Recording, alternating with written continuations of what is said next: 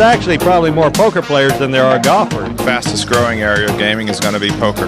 Poker is just exploding all over the country now, in fact, all over the world. It's expanding incredibly. Every time you turn around, you see more news in the newspaper about a new location for poker. And I guess I was making about $4 an hour at my job, and every weekend I'd make $300 or $400. So it just seemed like the thing to do to move to Vegas and play poker.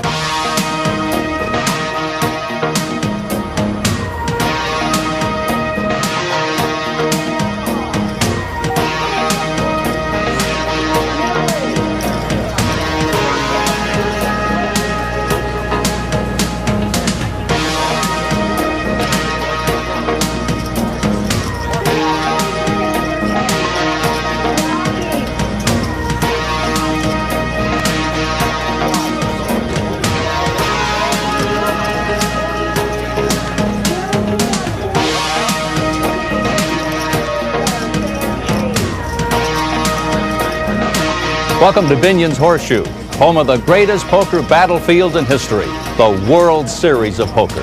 What brings us to Las Vegas is the incredible thinking and concepts of David Sklansky, as timeless as they are brilliant. Shortly, we'll learn David's key concepts and strategies for winning in Hold'em, 7-card stud, and Omaha high-low split with an 8 qualifier. But for now, we're in the right place at the right time. Binion's and the World Series of Poker, with David in the middle of a seminar.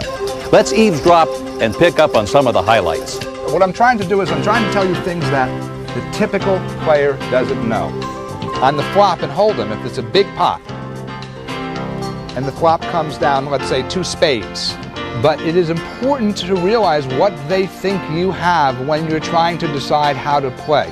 Well, you know, if you're up against some good players, it's frequently right to just come right out betting. Now, unless these people are keeping track of what day it is, they're going to have problems with you, even the champions. The reason why you played 6-5 of diamonds, when someone says to you, why did you play 6-5 of diamonds? You can say, well, because today was Thursday. And the way you do probability problems, just to make it simple, is you multiply your chances of something happening times your chances of the second thing happening. I'm going to backtrack for 1 minute. Let's take the chances of being dealt 2 aces in Hold'em. How many people here know that? Just out of curiosity. What? 1 out of 72. That's incorrect.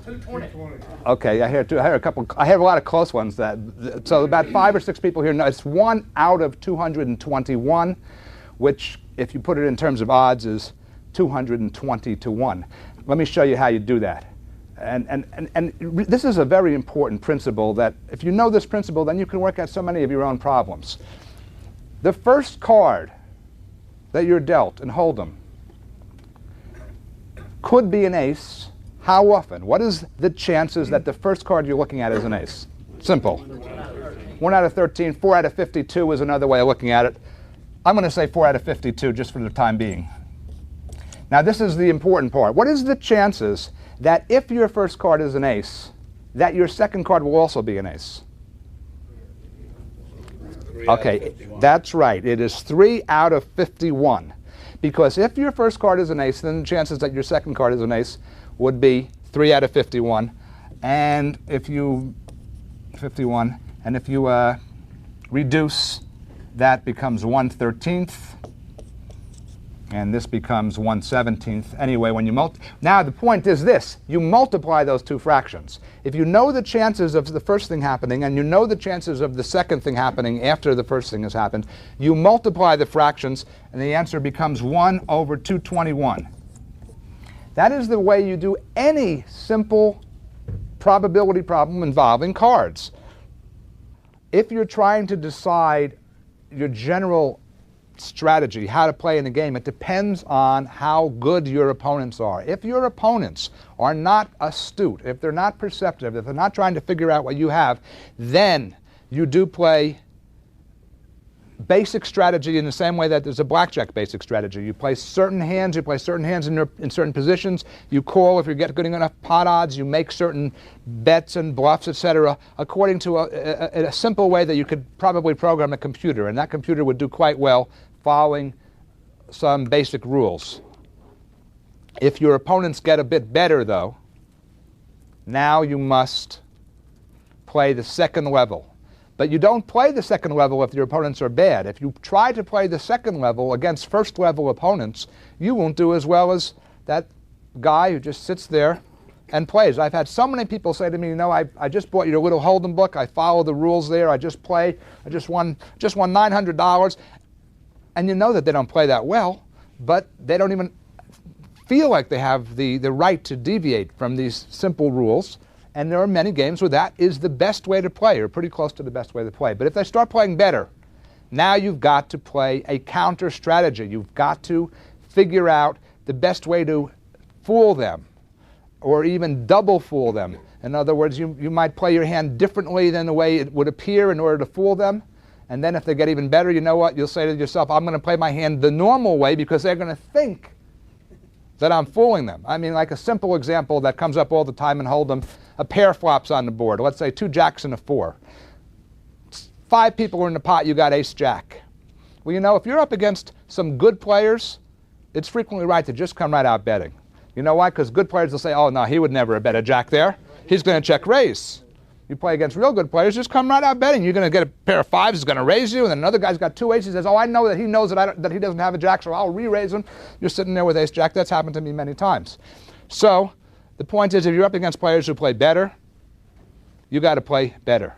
Now, what do you do if you're up against champions? Well, that's hopefully you'll be in that spot. There's a way of beating them, and it's, but most likely they're going to be trying to outguess you, and they may be better than you are at outguessing them. There's a way called game theory, which basically is, like I say, today you choose diamonds. The reason why you played 6-5 of diamonds, when someone says to you, why did you play 6-5 of diamonds? You can say, well, because today was Thursday. And that's the truth. Yes? If you're in a situation when you're playing the game and you're losing, would you still use these strategies as opposed to if you were winning? Losing could mean that maybe the game is tougher than you think, then that would be a reason to quit the game.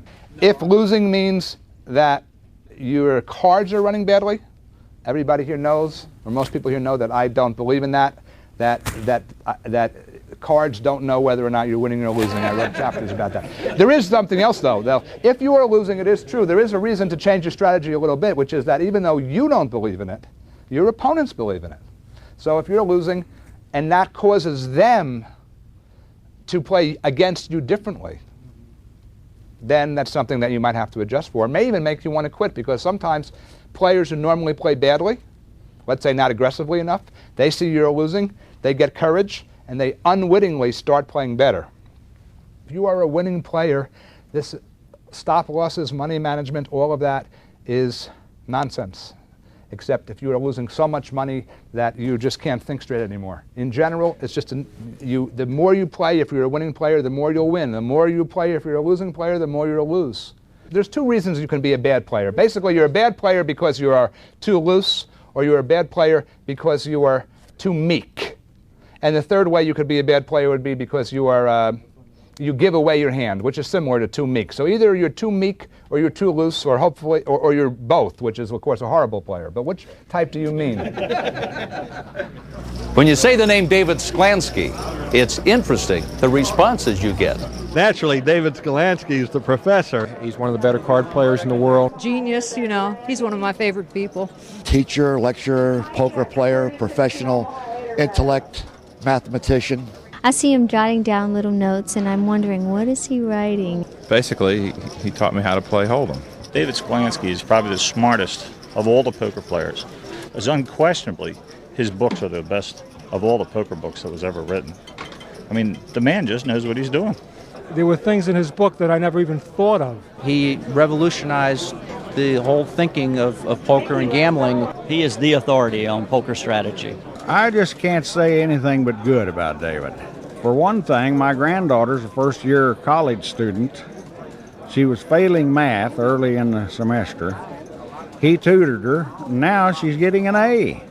To have a love of poker as he does, and to write about it with as much thought, has been tremendous. I can't think of anybody that has done more for the game of poker than David Sklansky. David, it's a real pleasure to meet with you and have this opportunity to sit down and talk about your key concepts and general poker strategies. Before we get started, I'd like to share with you some of the questions players have asked me to ask you. But first, as a curious note, and maybe kind of personal, how and when did you get started playing poker? And is poker mostly how David Sklansky makes his living? Well, still yes, it is. There's been times when I've done nothing but play poker. Now, of course, I'm involved in writing books and consulting, and there have been times when I've been playing mainly blackjack, or playing at least a lot of blackjack, but it's always been at least 50% poker for my source of income ever since about 1970. How it started was I learned poker in high school, like most kids, played 25, 50. After we went to the pool hall, after the pool game, would go home, go to somebody's house and play a little bit of poker. And it used to annoy me that I didn't win as often as I should.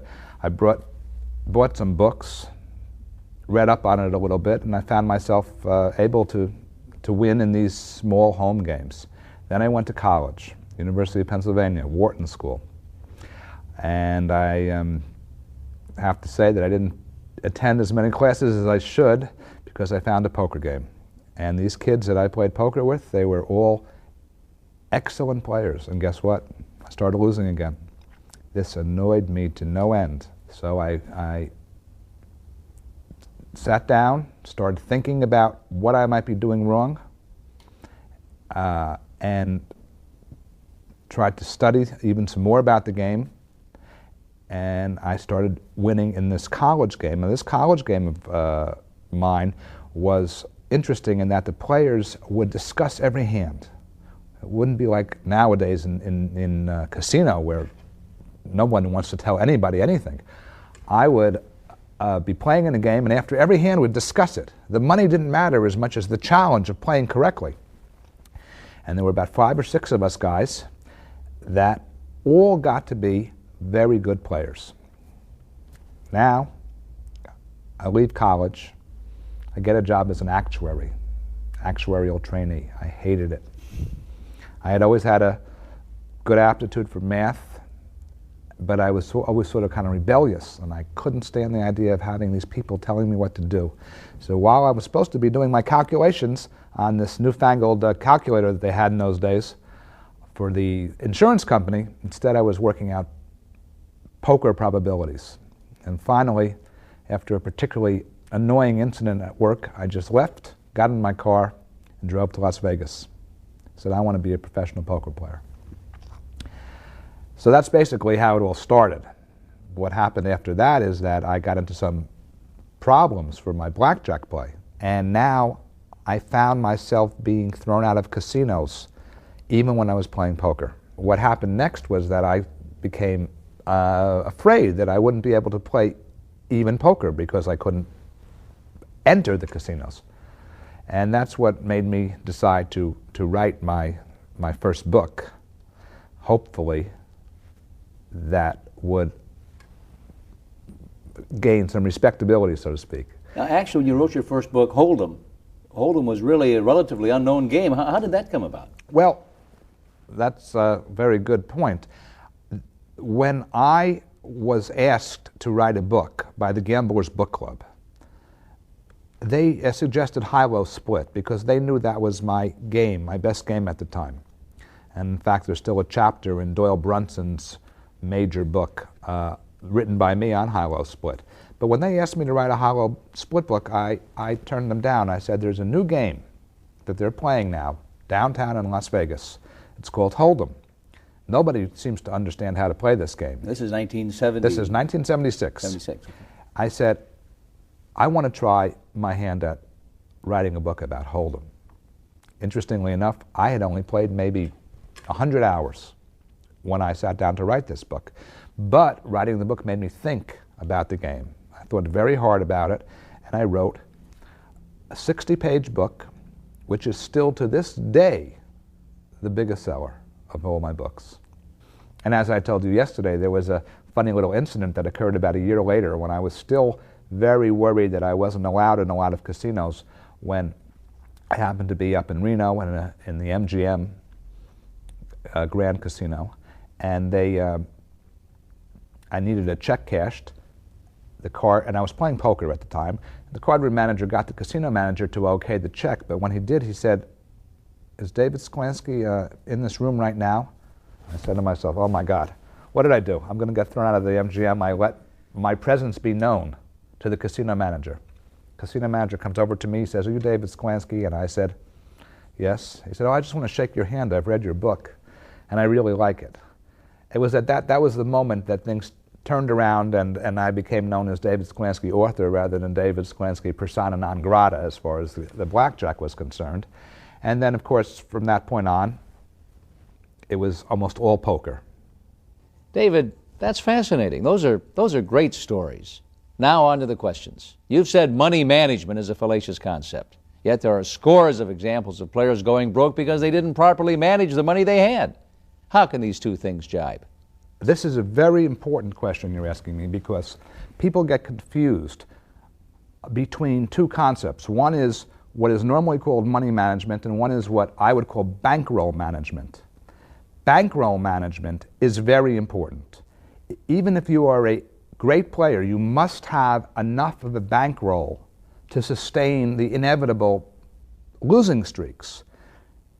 And I have never been opposed to that. Quite the contrary. I and my partner Mason have been very vociferous proponents of keeping a big enough bankroll to be able to play and sustain losses.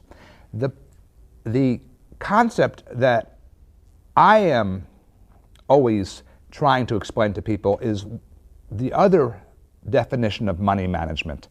Money management in most people's minds means quitting simply because of how you are doing that day, or continuing to play because of how you are doing that day. In other words, you're in a game and you've lost X number of bets, so you quit, only to come back tomorrow.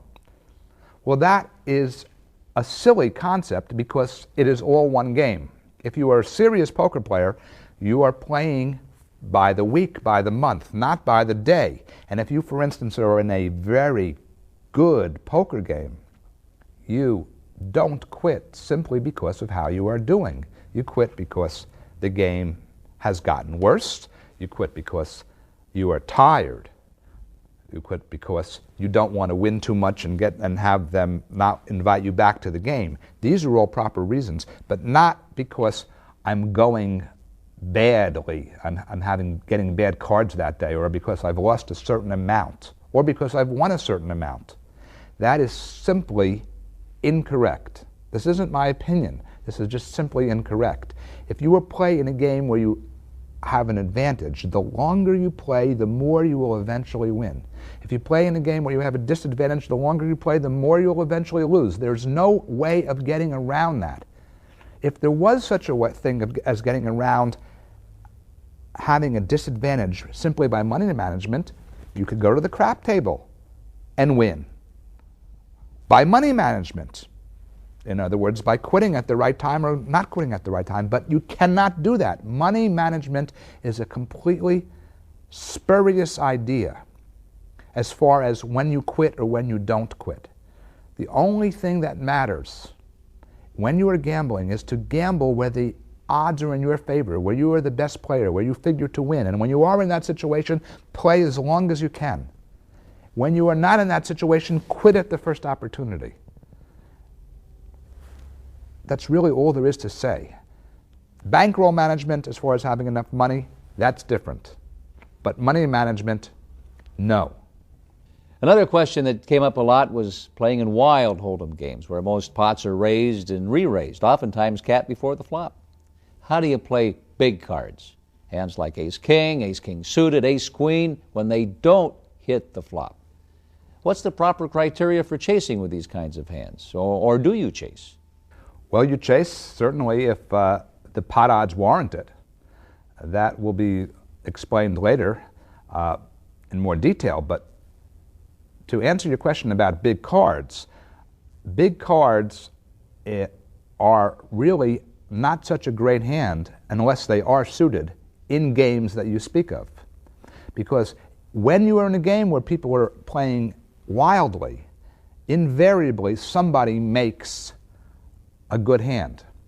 And if your big cards are being played normally only in hopes of making a big pair. Well, a big pair is a good hand in most games, but a big pair is not such a good hand in wild games. So if you have an unsuited hand, even if they're two big cards, you should be cautious with them. If they are suited, it's a totally different story because of the extra possibility of making a flush, which can totally swing all of the odds, etc. As far as whether you chase with that hand after the flop, I will say this. If on the flop there is a lot of money in the pot and you find yourself with even as little as a 3-card flush, that may very well be enough of an extra reason to chase. If on the flop you find yourself, though, with only 2 big cards, normally I would say no. Of course, there's plenty of exceptions to anything I say. It depends exactly on the situation. But normally, if you have, for instance, ace-king, and the flop comes a jack, a 9, and a 7, normally in these wild games, you don't continue with it just in the hopes of catching an ace. Why? Because that might not win even if you do. David, what about raising too much? Seems in your basic everyday limit games you find at most card rooms. Each table has a player or two who seems to be constantly raising. Do they do this because they've discovered it's the way to win, or do they know something most of us average players don't fully understand? Well, they have discovered the way to win. Whether they do it simply because they happen to hit upon it or because they know something, I don't know. But the fact is, raising is the way to win. There are many players who have just hit upon it without understanding the underlying theory. And then there are those who understand the theory, but the fact is, raising is the way to win. Those players who don't raise a lot will not win in almost all games. Raising is an extremely important weapon that must be used much more often than the typical player realizes. Even in the smaller limit games? Even in smaller limit games, raising. Now, that doesn't mean that you play a lot of hands. That simply means that those hands that you have chosen to play, you should frequently raise with. But the fact is, when you raise, you can knock people out, you can get them to check to you on the next card, and you simply get more money in the pot when you have the best hand. Calling is not something that should be your last alternative. There are times when calling is the right thing to do, but never miss an opportunity to at least consider raising. Always consider raising. Yes, these people who raise and who win, that's why they win, because they raise. David, a quick question, but I'd like your opinion. Is playing good the same as playing tight? That's a very good question, and it depends a little bit on the game. The fact is that most winning players, and therefore good players, do tend to play tight. Whether or not the two things are synonymous depends somewhat on the game. There are some games where the main thrust of your edge comes from playing tight. There are other games where that is only one of many aspects to the game. For instance, Omaha, 8 or better high-low split, playing tight is the most important thing. If you don't play tight, you won't win. If you do play tight, you will probably win even if you don't play all that great. In a game like 7-card stud, playing tight is only one of the many parts to that game. So that's the best way I can answer it. Sometimes playing tight has a lot to do with playing good. In other games, maybe not. It also has to do with the size of the ante. The bigger the ante in comparison to the stakes, the less important it is to play tight. In fact, if the ante is big enough, it becomes downright wrong to play tight.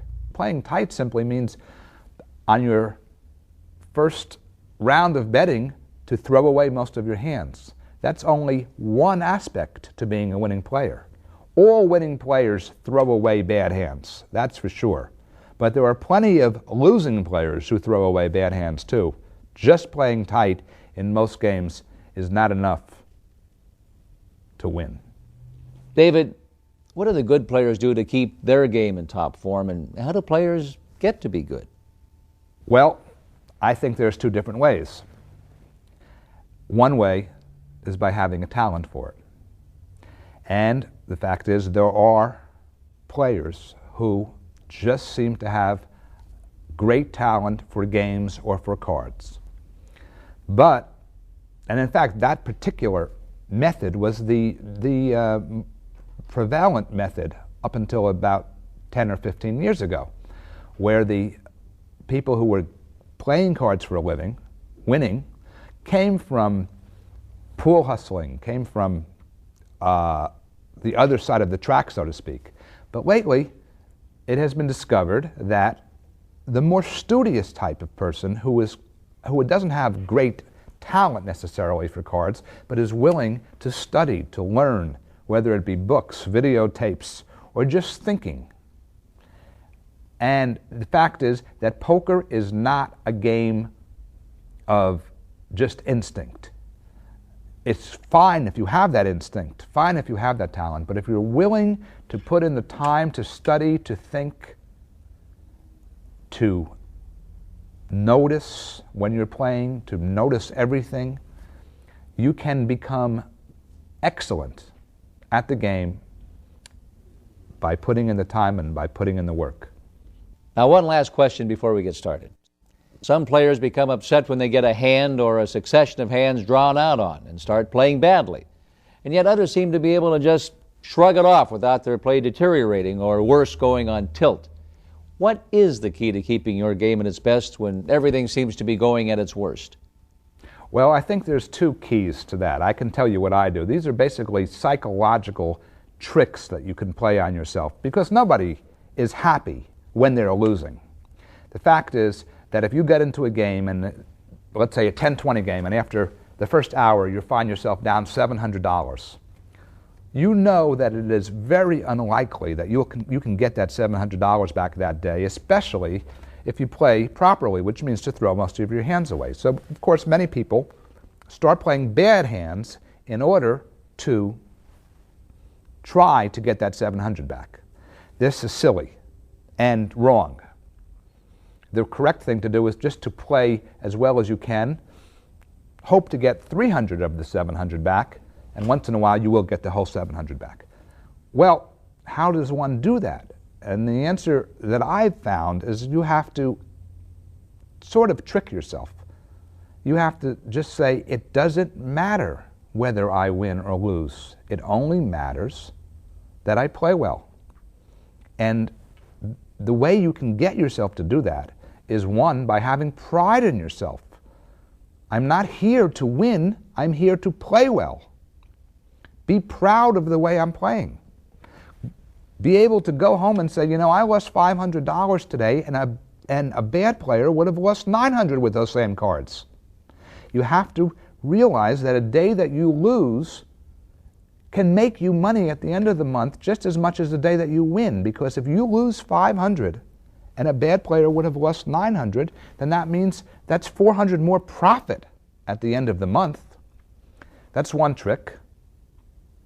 And the other trick is to just simply realize that you figure to win a certain amount per hour in the long run. You are coming to work, you are not gambling, and you are just constantly playing your best in the hopes that, or in the certainty actually, that you will eventually win what you are expected to win. And you don't think about any individual result, you don't think about any individual day, and in fact, you don't even have to count your money while you're playing or even after you're playing. This is not a football game. If you're a serious poker player, it doesn't matter what the score is at the end of the day. In football, there's no difference between a 30-0 loss and a 30-28 loss. But in poker, there is, because the score continues on to the next day. I'd much rather lose 30-28 than 30-0 in poker. Thank you very much. Now, let's get started. First, David covers key poker concepts in general, followed by concepts and strategies in Hold'em, 7-card stud, and Omaha high-low split with an 8 qualifier. In closing, David touches on play in extremely loose and wild games, plus a few words on the subject of bluffing. General poker concept key point number 1. Always consider the size of the pot. When players ask me how they should have played a particular hand at a particular point, it constantly amazes me when they neglect to tell me how much money is in the pot. They apparently don't understand that this information can be crucial when determining the best play. Most players seem to think pot odds only matter when trying to decide whether to call with a hand that needs to improve to win. Nothing could be further from the truth. All your decisions are affected by pot size as compared to bet size. For instance, the larger the pot, the more likely you should bet rather than check. Similarly, the bigger the pot, the more likely the proper play would swing from calling to raising, or even from folding to raising. Check-raising decisions are also affected by the amount of money in the pot. Remember that your opponents are considering their pot odds when they are trying to decide whether to call you. Obviously, this means you must be thinking about pot size before making any decision about how to beat them. Key point concept number 2. Open more hands than you'll call with. This concept is extremely important for all but the loosest of games. It applies to virtually any form of poker, yet only expert players understand the importance. The fact is that mediocre hands have a much better chance of winning if they are opening the pot rather than if they are calling someone else who has already opened. Why? 2 reasons. First, there is always the chance that if you open the pot, you will steal the antes without a fight. This is, of course, impossible if someone else has already opened. Secondly, it is reasonably likely that your mediocre hand is the best hand if no one else has opened, but highly unlikely if they have. Interestingly, this idea is well known in the game of jacks or better draw poker, where most players know that it is frequently okay to open with a pair of jacks, but not okay to call with them. Less well known is the fact that this general strategy applies to all poker games. As an example, we'll use Hold'em. Suppose you are in a fairly late position with a queen-jack offsuit. If no one else has yet entered the pot, the proper play is to raise. However, if somebody else has already raised or even called, you should fold that same queen-jack. Key point number 3. Read thoughts as well as hands. Unless you are playing complete nitwits who are just paying attention to their own hands, you should not decide on your best play without first taking into account what you suspect is in your opponent's mind. What hand does he put you on? What does he think you are putting him on? For instance, most opponents would be more likely to bluff if they suspect you are weak or if they think you think they are strong. They'll be more likely to call your bet if they think you are weak or if they think you think they are weak. The real expert knows that the decision as to whether to call, bluff, bet a marginal hand for value, or even raise or check raise can depend as much upon his assessments of his opponent's thoughts as his assessment of his opponent's hand. Against a good player, always keep in mind your earlier actions as well as his. Those of you with talent and experience will realize that if you do this, you will usually be able to figure out his thoughts. General poker concept 4. Remember, your opponent can also improve. Just because you know there is a fairly good chance that you have your opponent beaten early in a hand does not mean you should call his bet. You can't stop more cards from coming. And if your hand has little chance to improve significantly, you may very well be in an untenable situation, namely one where your only hope is that you have the best hand now and that it stands up. Not taking into account the possibility your opponent can draw out on you, as well as have you beat already, will have you playing many hands you should throw away. For instance, if your hand has a 30% chance of being best now, but there is a 1/3 chance he will improve his losing hand to a winning hand, your actual chances of winning the pot is 20%. For example, suppose you are playing 7-card stud and an ace raises the pot with what you suspect is either a pair of aces or a 3-card flush. You call with 2 queens. Now on 4th Street, he catches a suited card to his ace and you don't improve. If he bets again, you should fold. While it is true that you would call him if you knew he had only a 4 flush, the combined chances that he already has 2 aces, plus the chances that he makes his flush if he has a 4 flush forces you to throw your hand away. General Poker Concept Key Point number 5. Learn all games. Learn not to have an ego. If you are seriously counting on poker as a means to making money, the above concept may be the most important of all, because it is a sad but true fact that a pretty good player will win more from bad players than a great player will win from decent ones. And since you are usually playing in a casino or a card room setting, there will occasionally be bad players to be found at all but the highest games. It matters not whether you are the best player at the table. If there is someone throwing their money away, you'll get your share. However, you do have to play reasonably well. This means that in order to never miss opportunities to play against the so-called live ones, you should learn how to play all the different available games. I don't know how many times I have watched 8 7-card stud specialists all playing against each other while there was a drunk or a bad loose player playing hold'em at the next table. Make sure you don't make their mistake. Next in General Poker Concepts, these are the main things to beware of. Beware of drawing dead. This is a fairly well-known idea, but it doesn't hurt to reiterate it. Drawing dead means drawing to a hand that isn't good enough to win even if you make it. While no one would knowingly do this, many will take a chance of drawing dead when they shouldn't. For example, if you have a 25% chance to make your flush, but you think there is a 40% chance you are drawing dead, your chances of winning drop to 15%. The pot would have to be a lot bigger to justify your playing in these cases than when you know you are drawing live. Beware of players yet to act behind you. One of the biggest mistakes most poker players make is to consider only those players who have already bet or called or raised when they make their decision. Players behind them are largely ignored, especially on the first round of betting, where they have yet to show their strength. Just because those players' holdings are at this point random doesn't mean they can't be good. And the more players yet to act, the more likely one of them will have you in trouble. The most obvious way this concept affects your strategy is this. If there is a bet to your right, you should throw away many of the hands when there are players behind you that would have been worth a call if they weren't behind you. Not making this adjustment can turn you from a winner into a loser. As an example, let's say you're playing 7-card stud. You have a 10 showing and a 10 and an 8 in the hole. Behind you, yet to act, is a jack, a queen, and a king. There are no other jacks, queens, or kings showing. Now to your right, a player with a 9 raises. You suspect he has 2 9s. However, even though you have him beaten with your 2 10s, you must fold. Those 3 cards behind you are too dangerous. Beware of the effects of underestimating short-term luck. Almost all gamblers suffer from a common malady. They overestimate the effect of luck in the long run and underestimate luck in the short run. While anybody who is losing after 500 hours of playing is probably kidding themselves when they blame their bad cards, because it's much more likely they are not playing well enough to win, on the other hand, even the best players have occasional losing streaks overall.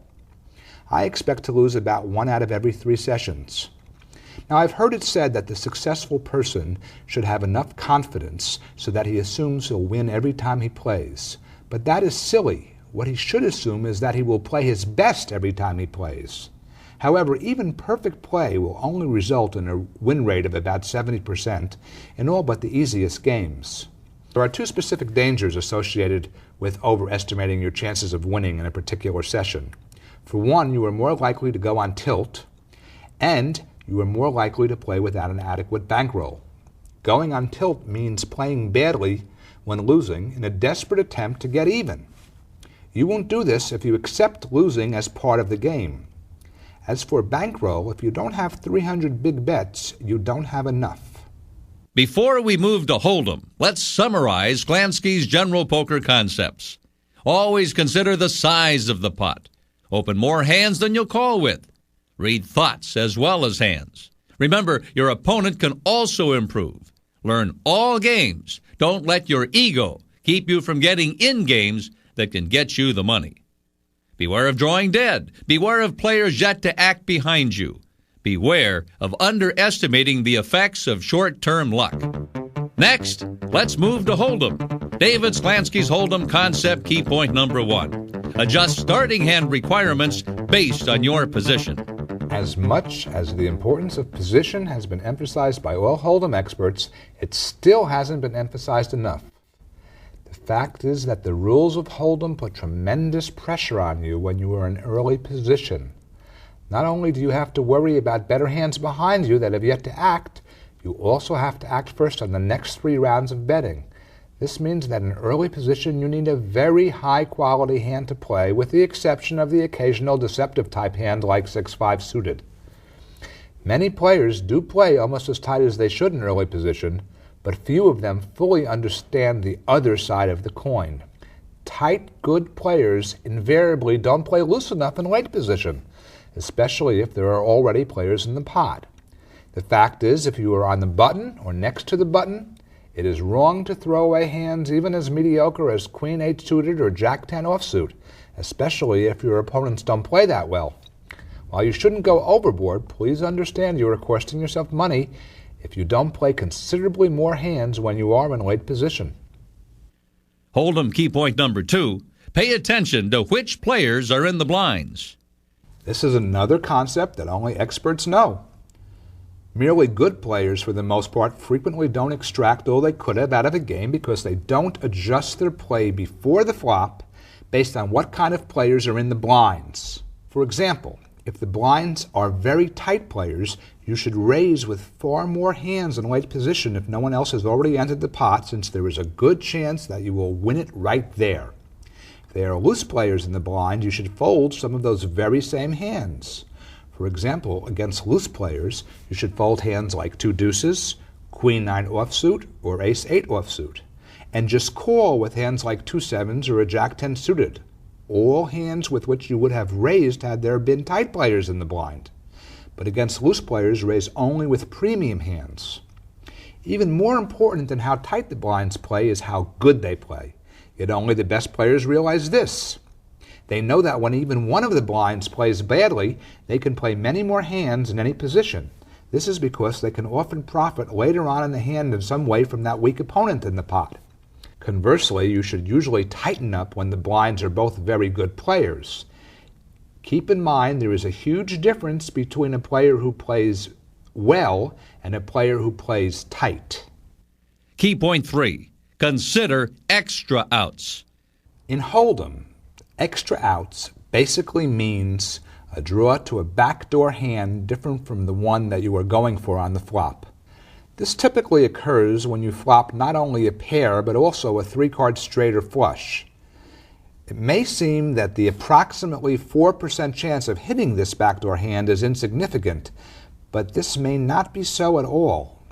In Hold'em, it is quite common that you are getting 8 or 9 to 1 odds on the flop. If you have only a small pair, you are about a 10 to 1 underdog, which isn't enough to play. However, if you also have a backdoor draw, which is over 20 to 1 by itself, the 2 chances combined makes you less than a 7 to 1 shot. This is easily seen if you change your odds to percentages. 10 to 1 is about 9%, which added to your other 4% chance makes you 13%, which is about 6 3/4 to 1. The point to understand is that in these large pot situations, your extra outs don't increase your chances by 4%, but rather by about 50% from what they otherwise were. This can easily make the difference between folding and calling. Hold'em concept key point number 4. Adjust strategy based on number of opponents. Everyone knows that good players will change their strategy according to which players are playing against them. Less well known is the fact that they should adjust based on how many players are playing against them.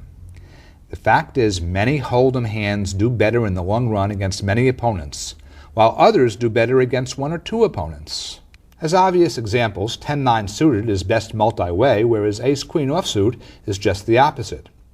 In general, both before the flop and on the flop with a drawing hand, you want many players. With pairs and high cards, you want few players. Some ways this concept affects your strategy are: number 1, don't play marginal head-up preferring hands like King-Jack offsuit when the pot is multi-way. Number 2, Don't play marginal multi-way preferring hands, like 8-7 suited, when the pot is short-handed. Number 3, do play hands like 5-4 suited when you can get in cheaply in late position in a multi-way pot. The same goes for hands like King Little suited or maybe even Queen Little suited. Number 4, try to thin out the field at all costs when you have a good hand that prefers few opponents. Typically this means raising or check raising, not just betting. Hold'em key point 5, bet some weak hands early, check some strong hands later. It is very important when playing Hold'em against tough competition that you play somewhat deceptively, especially when you are in an early position.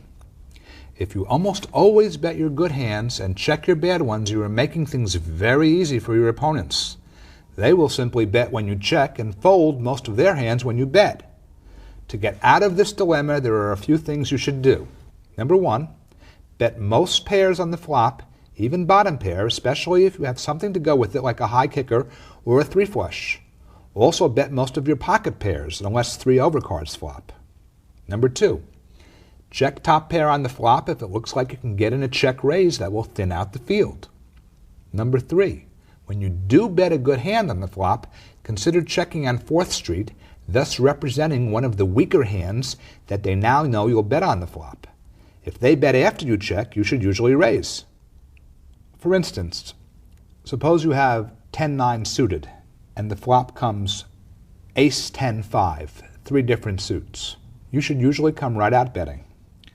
As a second example, if you have an Ace-King and the flop is King-8-3, you should sometimes bet, but when you do bet and get called, you should frequently go for a check raise on 4th Street. According to David, there are 3 main things in Hold'em to beware of. Number 1, beware of one lone ace. Though most experienced Hold'em players are aware of this concept, new players, even those who are experienced in other games, may not be. Though it may seem like common sense that any ace, even when accompanied by a small card, is an above-average hand, in reality it usually isn't. This is because of the 3 subsequent rounds of betting. If you were all in with your ace before the flop, you would win your share of hands and it would be worth playing. But with betting, you have 2 problems. First, you may have to throw a hand away that would have won had you stayed until the end. Secondly, when you do pair your ace, you may just lose more money when someone else has a higher kicker. The good players know that the only time to play an ace with a card below a 10 is if you have a good chance to steal the blinds or if you are suited and you expect a multi-way pot. In Hold'em, beware of just calling. Just because I say you should bet most of your pairs doesn't mean you should call with them. If someone else bets, the pot has to be much bigger for a call to be right with middle or bottom pair than for a bet to be right. Furthermore, if your hand is worth a call, it is frequently better to raise, especially on the flop. There are all kinds of reasons for this, such as image, getting a free card, winning the pot right there, as well as others. So stay away from calling as much as possible, especially early in the hand. If you can't raise, you should probably fold. Another key point to beware of, fearing flops containing a pair. When the flop contains a pair, it is much less likely that someone has a decent hand. This should be common sense because now there are only 5 cards left in the deck that matches one of the cards on the board, as opposed to the 9 cards that match a non-paired flop. When you add this to the fact that most players will usually check the first betting round when they flop 3 of a kind, it shows that you frequently have little to fear when someone bets into a paired flop. Thus, if you have 2 pairs, or a straight or a flush draw, it is rarely correct to fold.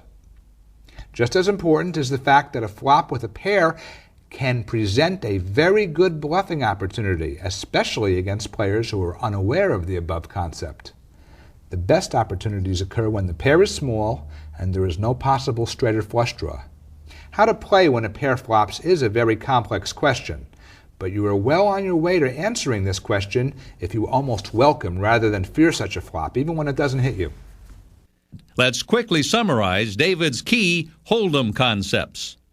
Adjust starting hand requirements based on your position. Pay attention to which players are in the blinds. Consider extra outs. Adjust strategy based on number of opponents. Bet some weak hands early. check some strong hands later. In Hold'em, David points out 3 things to beware of. Beware of one lone ace. Beware of just calling. And beware of fearing flops that contain a pair. We'll have more with David on 7-Card Stud and Omaha in a moment. But right now, let's hear from some world-class players as they talk about their approach to the game. It's a whole lifestyle. It involves developing your character, it involves discipline. Like we often say, it's a long year. And so you have to keep yourself in top mental and physical and emotional shape. And I think that's what it takes. As I was discussing just recently with an associate of mine, it's not pretty the way I do it. I'm very much in a rhythm and a tempo that suits my personality, and it's I put one foot in front of the other, and I'm very steady. I'm known for being consistent and steady. I'm not a highly creative or artistic poker player. I'm more of a blue-collar worker. And I know it's inevitable that I'm going to lose about a third of the time. In other words, if I play 300 days a year, I'm going to lose 100 days a year. And that's just inevitable. It's just like a professional baseball player. If he's a great one, knows he's only going to get a hit a third of the time. Well, I get a hit about 2/3 of the time in my business. I've got a lot of patience. And when I'm stuck, I have a lot of patience. Mostly I play my players, you know. I watch them real carefully, and I know how they play. And I can sort of tell when their mind shifts from, you know, from playing good to getting kind of upset and starting to play bad. And I attack.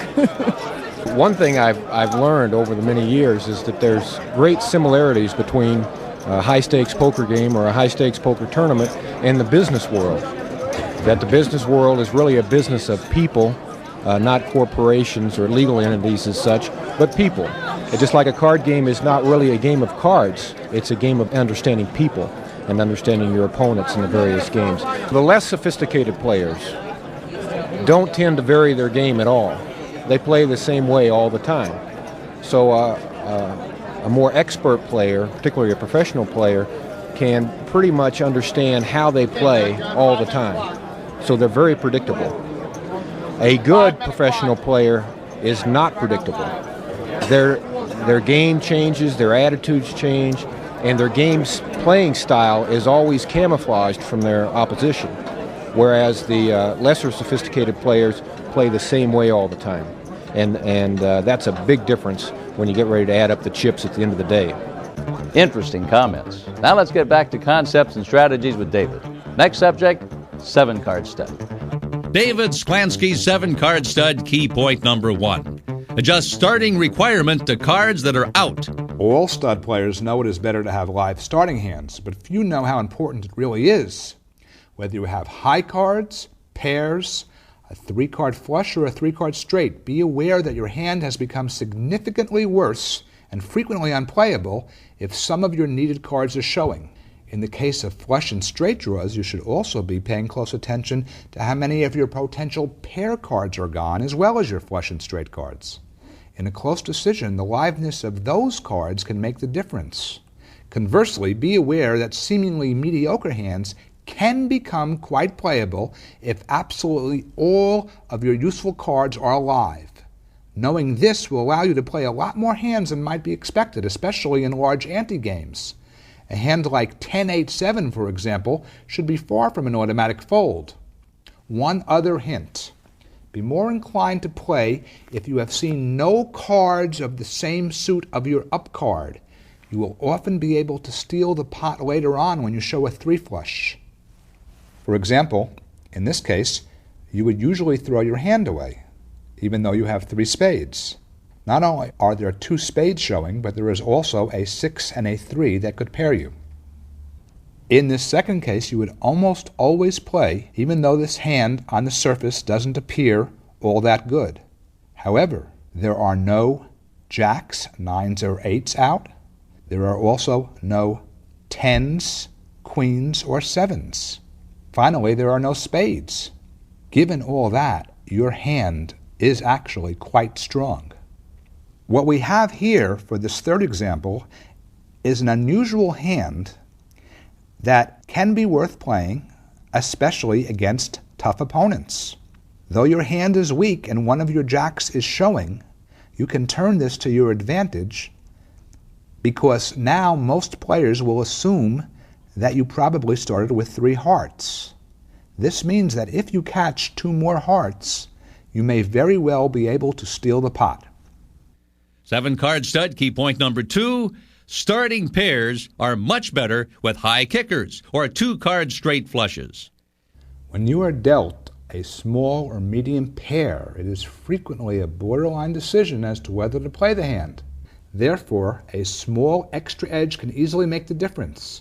It can turn a hand that you would have otherwise folded into one with which you will now call or even raise or even re-raise. A live ace kicker is often the deciding factor. A high kicker, higher than the opponent's probable pair, is almost as good. The reason, of course, is that if you hit your kicker, you will probably win even if he also makes 2 pair. If you have a 2-card straight flush with your pair and your cards are live, this can also swing your decision. This is especially true in a big ante game or in a multi-way pot. The backdoor straight or flush will come only about 4% of the time, but this is enough to change a 7-to-1 shot to a 5-to-1 shot. Keep this fact in mind. Obviously, in this first example, you would rather have 2 5s with an ace rather than 2 5s with a 10. And you would probably play those 2 5s with an ace and fold the 2 5s with a 10. In the second example, you'd rather have a smaller kicker if that smaller kicker has given you a 2-card straight flush, because a 2-card straight flush is more important to have than only a moderately high kicker. Key point concept number 3. Understand how multi-way pots affect your hand. I mentioned a similar concept in Hold'em. It is just as important for 7-card stud. The underlying mathematical principle is that a good but not great hand with little chance of major improvement does not welcome many opponents in spite of the higher pot odds. This affects proper stud strategy considerably. For instance, if you have 1 high pair, you should try to do whatever is necessary to thin out the field. And if you see you can't, then you should avoid pushing the hand against a large number of opponents. In fact, if your cards aren't live, you might even throw it away. These ideas should be used on the first 3 rounds of betting especially. Knowing these concepts will allow you to play some hands that others might not when you have a good drawing hand, but it will force you to throw away these same hands when it appears you'll be head up. 7 stud key point 4. Play your board, yet be sure to respect his. Since 4/7 of a player's final hand is face up for all to see in 7-card stud, you usually have a fairly good idea of what a player has. While expert card reading will occasionally allow you to deduce that an opponent's hand is a lot worse than what his up cards threaten, it is very dangerous to act on that thought unless you are very sure of yourself. For instance, I rarely bet into a 3-card flush showing on 5th Street. I check even if I'm almost sure he doesn't have a flush. There are 2 reasons. For one, I know he can still make a flush, and 2, I expect he will bet his hand even if he doesn't have a flush. Remember, a strong board can always turn into a strong hand even if by accident. When you have a strong board, you should recognize the effect it has on your opponent and behave accordingly. That means that you bet a hand that you might not otherwise. A weak hand now has a chance to steal. Conversely, a strong hand that you had planned to sandbag must now also be bet if your up cards unfortunately show strength. Of course, if your board is weak, the strategy is reverse. 7 stud key point number 5. 4th Street is for raising, 5th Street folding, 6th Street calling. Of course, this is an oversimplification, but it is a good guideline that should not be strayed from too often. First, realize that once you have decided to play a hand on 3rd Street, it is rarely correct to fold on 4th Street. And good poker dictates that if a call is right, a raise is often better. This is especially true on 4th Street and stud if you have any kind of threatening board. There are numerous advantages to this play regardless of the strength of your hand. On 5th Street, however, the bet size doubles and hands are developing. Now is the time to get out if your chances look poor. You can't evaluate your pot odds without taking into account future bets you may have to put in the pot. 6th Street is a different story. There is now usually too much money in the pot to make a fold correct with anything but practically hopeless hands. The same is true for 7th Street, although an expert player may have the judgment that will allow him to save a bet here and there. In this first example, you can assume that your opponent has a pair of queens or better. Still, with a 4 flush and an overcard, your hand is at least as good as his, and you should raise. In this second case, where you and he have those same up cards, and he once again probably has 2 queens, you should still raise, even though your hand is now worse than his. The play is right for many reasons, not the least of which is you can expect him to check to you on the next card. Here's a case where it's time to throw away your pair of 9s. With normal betting, you can expect that your opponent has at least a pair of 10s and has a good chance of having or making aces up.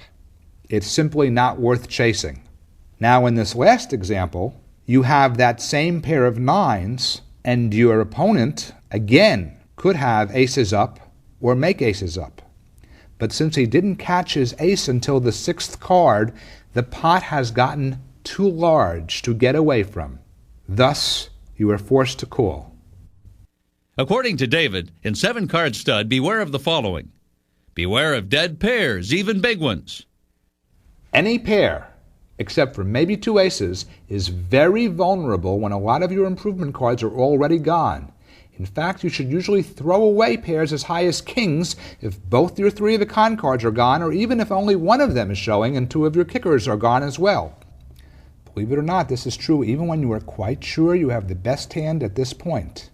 You probably won't when all the cards are out, and you won't win very much even when you do win with them. Of course, these folds are made on 3rd Street, where there is little money in the pot, and there are a couple of exceptions. You can play these dead pairs if you are against only one player who clearly has a worse hand than yours. Likewise, these hands are worth a raise if you have a good chance to steal the ante. But if you aren't in one of those above 2 situations, you should almost always throw your hand away. Having the knowledge and the willpower to do this will save you a lot of money. Beware of low straight draws, even if your cards are live. I have been spending so much time telling you that your weaker hands are not too bad if your cards are live and that your drawing hands are quite good against many opponents that I realize I might have misled you about one particular hand.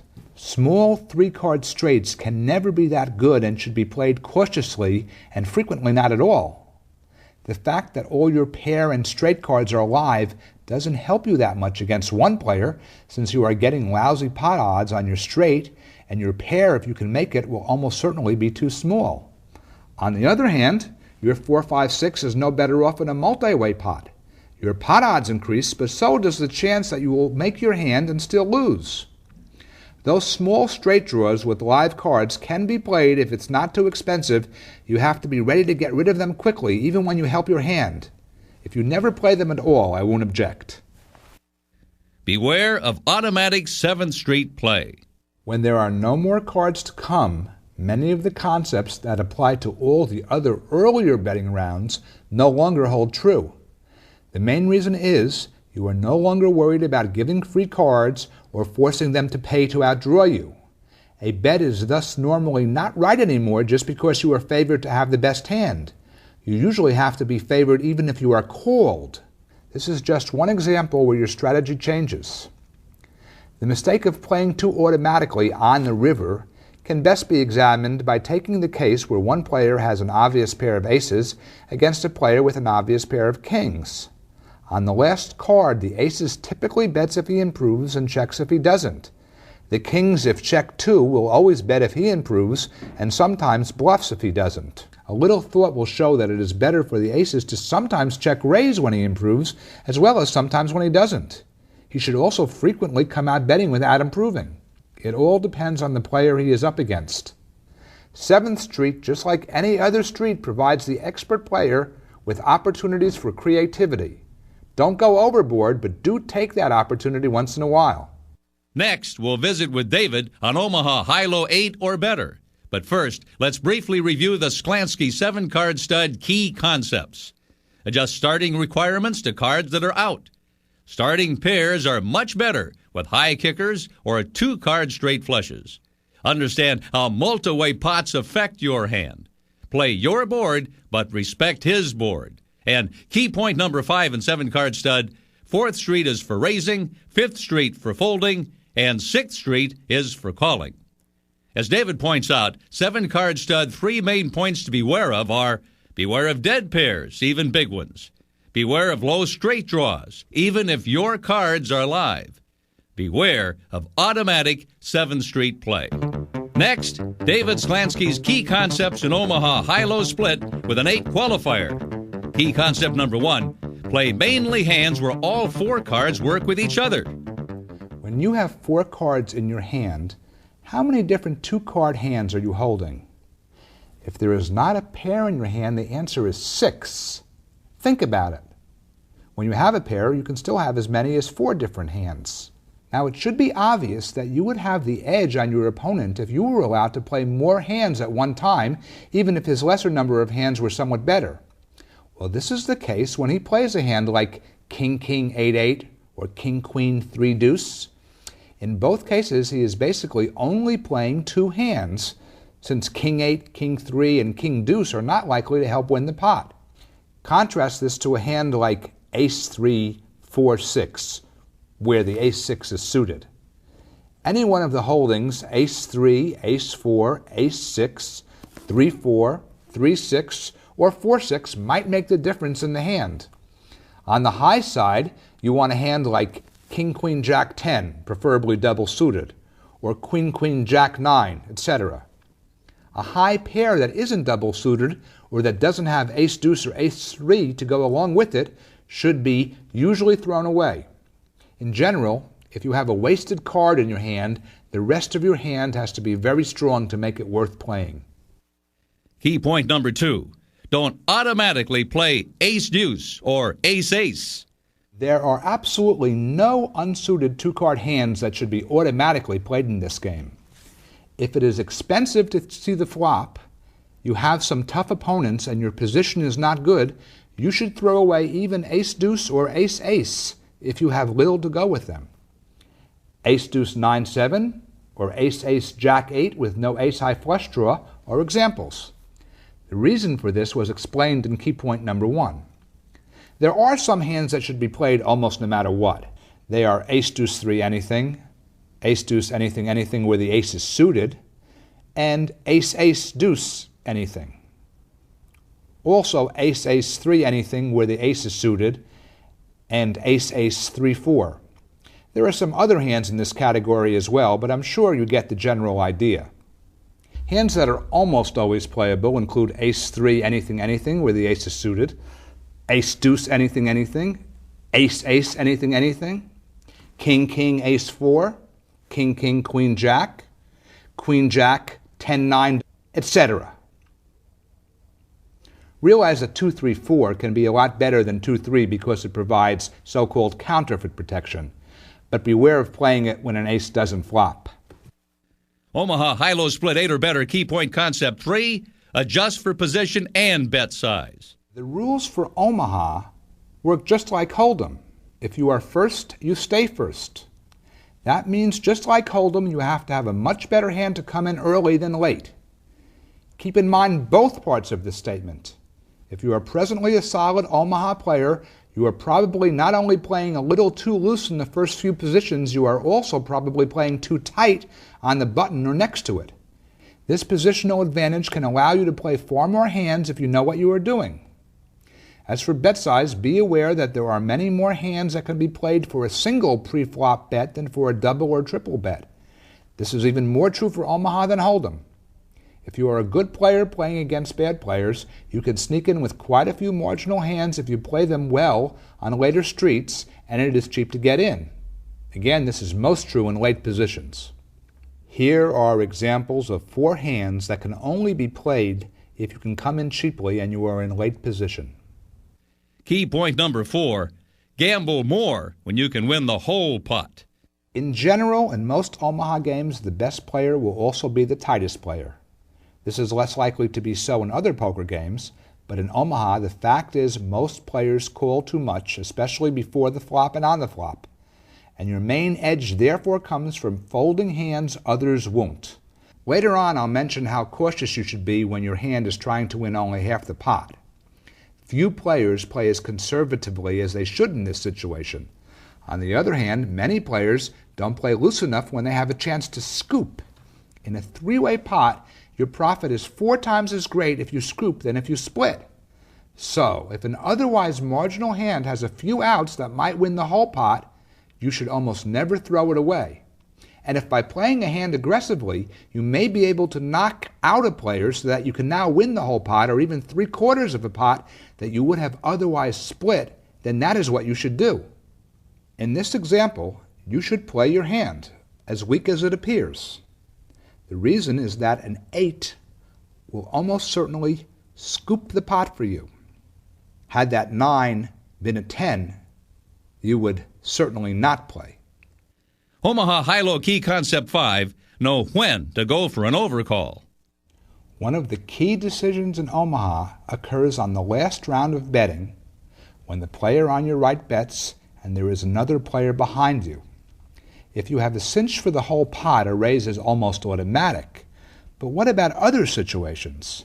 As mentioned in my previous point, you should also raise if there is some chance your raise will win you the whole pot rather than half. This would typically occur when you have the nut high and you think the bettor has a worse high while the third player has a weak low. A raise is also indicated if it may save you half the pot. This play comes up when you have a fair hand in both directions and expect to split the pot with the bettor one way or the other if you can get it head up. Yet another time to raise is when it might gain you 3/4 of the pot instead of only a half or a quarter. This usually occurs when you have the nut low and a weak high. Your raise might knock out a better high. So when do you just call? The answer is when you know you will only win half the pot or maybe a quarter of the pot no matter what you do, and you think a raise will make the third guy fold. It's only one situation, but it comes up a lot. In this first case, you normally should just call. The best you can do is win half the pot, so going for an overcall should gain you at least another half of a bet. In this second case, you should probably raise. The original bettor may have the same low hand as you without as good a high hand. If you can knock out that third player, you may very well turn your hand into one that wins 3/4 rather than 1/4 of the pot. Key points to beware of in Omaha High-Low 8 or better, according to David, are as follows. Beware of drawing to second best hands for half the pot. This is probably the single most important concept in Omaha High-Low. Unless the pot is huge, do not consider drawing to a hand that can obviously win only half the pot, except if you were drawing to the nuts. Why? Well, consider this. In a three-way pot, you are laying 2-to-1 odds on every bet if you know half the pot is gone. And it could be much worse if someone has the same draw as you. This situation is almost never worth playing unless you are drawing to the nuts for your half, and it might not even be worth playing even if you are. For instance, one of the reasons a hand like 4, 5, 6, 7, even double suited, should usually not be played is because it so often turns into the kind of hand that we are now speaking about. The only normal exceptions to drawing to the second best half are if the pot is gigantic or you have that draw for both high and low. There are a few other exceptions, but they are so rare and dangerous that I'd just as soon not mention them. In this example, you make the nut low if a 3 comes. However, more often, you are drawing to the second nut low. Furthermore, your chances of making a high are almost nil. Therefore, you should almost always throw this hand away. Beware of overplaying the nuts. In Omaha, even the nuts may not be that good a hand, especially with 2 cards to come. For instance, if your hand is King, King, 7, 6, and the flop is 9, 8, 5 with 2 spades, you should probably throw your hand away, even though you have a straight. Any card that comes off except a king hurts your hand. Plus, someone may have you tied already. While this is an extreme case, fairly similar situations come up all the time. Having a tie, of course, is one of the main reasons why the nut low by itself is never that great. It is a hand that should be played very cautiously. However, that nut low is a much better hand if it has high possibilities or if it contains another low card that gives it so-called counterfeit protection. In these cases, you can get a lot more aggressive with it. In the case of the nut high, things are not quite the same as the nut low, since you are more likely to win the whole pot. But you still must be careful in many situations. I mentioned one already. Another example would be when you have, let's say, 2 queens, and the flop comes something like Queen 5-4 with a flush draw. Keep these things in mind. Beware of deuce 3, laying 2-1 and getting quartered. I decided to lump 3 simple but important concepts together for this final point. I've touched upon all these ideas already, but they bear repeating. Omaha High-Low is rarely a game of psychology. Whether you like it or not, this game is mainly one of evaluating hand strengths, and the mistake most players make is overvaluing pure low draws and high hands that can't scoop. 3-2 before the flop is a very weak hand unless you have other good things to go with it. If an ace doesn't flop, you will need one to come later and still will probably only get half the pot. When half the pot is gone, you are laying 2-1 on every bet in a 3-way pot. This can occur when you have a low only, are drawing for a low only, or when you are shooting high when there are already 3 low cards on board. When you have a low, things may be even worse than just laying 2-1. If you are tied in a 3-way pot, you will get back $75 for every $100 you put in. This is called getting quartered. You can have a high hand, usually a straight, and be in this same situation. Critical to winning in all high-low split games is to keep focused on what your mission is, to win the whole pot, and be very, very careful when you can't. Coming up, David's thoughts on bluffing and games with extremely loose play. But first, let's briefly recap key points in Omaha High-Low 8 or better. Play mainly hands where all 4 cards work with each other. Don't automatically play ace-deuce or ace-ace. Always be sure to adjust for position and bet size. Gamble more when you can win the whole pot. Know when to go for an overcall. According to David, things to beware of in Omaha High-Low with an 8 qualifier are: beware of drawing the second best hands for half the pot. Beware of overplaying the nuts. Beware of playing deuce 3, laying 2-1, and getting quartered. Next, David Sklansky's thoughts on bluffing. We haven't talked much about bluffing.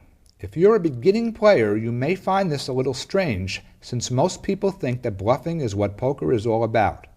More experienced players, of course, know that this is not true. Except for games like no-limit poker, there is usually too much money in the pot compared to the bet size to offer much hope of running a successful bluff. This is doubly true when your opponents are less than experts. However, that doesn't mean that I think bluffing should be abandoned completely. And semi-bluffing, where you bet a weak hand that has decent improvement chances, should be a move you make frequently. However, pure bluffing should be done only on rare occasions. For instance, when your opponents have bad hands or missed draws, but your hand is worse yet. It should also be done every so often, simply so your observant opponents won't realize you never bluff. Against experts, it should be done on an occasional random basis. However, if you're basically a solid player, the less bluffing you do in limit play, especially the lower limits, the more money you'll usually end up with at the end of the session. In this final point, David's insight into extremely loose games. Many good players complain to me that they have trouble beating a so-called no-fold'em hold'em game and other games of that ilk. Now I know this is partly their imagination. They are used to playing in games where they win a large majority of the time. In wild games, they figure to win less often, maybe even less than half of the time. But their frequent, huge wins ought to more than make up for their other losses. It just doesn't seem that way psychologically. Still, the fact remains that their lack of expected successes in these type of games is not only in their heads. Most good players do not play these games properly. Actually, wild games can be separated into 2 types. One is where players are much too loose and passive. The other is where they are loose but also aggressive. In the second type of game, the proper strategy is to play only very good starting hands and not to play them very aggressively. Do a lot of checking and calling. Do not normally try to slug it out with aggressive players just because your hand is better than theirs on average. Rather, you want to give them a false sense of security. Play like a wimp. You'll win money simply because you will have the best hand so often. Meanwhile, your passive play will encourage them to continue to play badly, as they don't perceive you as a threat. Well, they don't perceive the rake as a threat either, but that rake usually winds up with the most money. So will you if you can swallow your pride and play in a way that is normally wrong and certainly not the way you've achieved your poker success in general. This may not be the most satisfying way to play poker, but it is the best way to get the money. In the case of loose passive games, the idea is to take full advantage of the mathematical precepts involving multi-way pots. Of course, you virtually never bluff or even semi-bluff, but that is obvious. What is less obvious is how you should play big pairs and big unsuited cards. We are speaking of Hold'em here. Since we know that high pairs do better against few opponents, the correct strategy is not to raise with them unless that raise will significantly thin out the field. Better to even check these hands on the flop rather than bet into many opponents, since your check may allow you to check raise. That check may also entice someone else to bet into you on the next round, where a raise on your part will probably be effective in thinning the field. Basically, the right strategy with these one-pair hands that can't improve easily to the nuts could be summarized by the advice, keep the pot small until you have the opportunity to knock players out. On the other side of the coin, many otherwise good players miss opportunities to extract the most they can from these passive multi-way pots. To use Hold'em as an example again, be aware how certain hands become very profitable in games like these. 2 suited big cards, for instance, are far better than the same 2 cards unsuited and are worth 2 or 3 raises before the flop. Smaller suited connectors, ace small suited and even king small suited, should now usually be played, sometimes even for a raise. I can't stress this enough. The same goes for small pocket pairs that would normally be thrown away. 9-7 of hearts can easily turn into a hand that wins you a giant pot. Though you shouldn't get too carried away with this concept, especially in early position, playing these hands will definitely make a difference in the long run. Be aware, however, that this style of play will take a larger bankroll and will occasionally result in a large loss. If you need to win as quickly as possible, you would want to tighten up somewhat, or maybe even avoid the game entirely. Finally, you should understand that in any of these wild games, whether they be loose passive, loose aggressive, Hold'em or stud, you should throw away mediocre, non-drawing hands. Don't even take a card off with them except under the most optimum conditions. That card may just get you in more trouble. Hands like ace-10, king-jack, or even ace-jack are garbage now if they are unsuited. Likewise, a hand like 2 jacks and a 5 in 7-card stud. I don't care if they are the best hand at this point. I don't care that these hands win you money in your regular game. If you start throwing them away in these crazy games, I won't have to listen to your stories anymore. Face to Face with David Sklansky. Sure, now you know who David is, but do you know who you are? Unless you keep searching deep inside yourself, unless you make that commitment to study, focus, apply, to keep reading and taking notes, to take care of yourself mentally and physically as well as emotionally, until you do what it takes to win in life as well as at the tables, you'll only keep kidding yourself. I always remember this one quote. I think of it often. Winners make themselves winners. Losers make themselves losers. Poker is sheer justice. It's our hope that our session with David will help tip the poker scales in your favor. Until our next face-to-face encounter, thank you for watching. I'm Ben Tracy. See you at the table.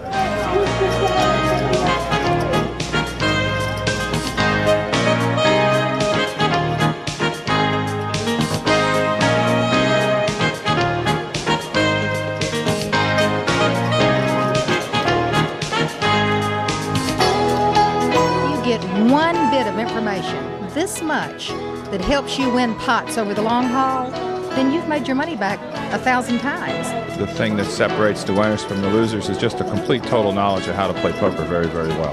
When you play quality hands, it pays off. When you don't play quality hands, you can lose a lot of money. You really have to care a lot, and you have to try your hardest every time you sit down at the poker table. In football, there's no difference between a 30-0 loss and a 30-28 loss. But in poker, there is, because the score continues on to the next day.